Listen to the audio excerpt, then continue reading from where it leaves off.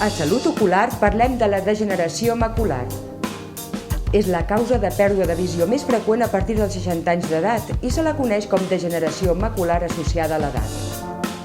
Els seus símptomes són la visió borrosa i dificultat progressiva per llegir, distorsió en la grandària i forma de les imatges i aparició de taques en el centre del camp visual.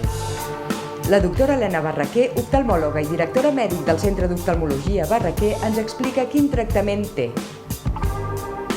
Com a centre de referència, hem sigut pioners en l'aplicació de la teràpia fotodinàmica, que combina l'acció d'un làser no tèrmic amb una medicació endovenosa.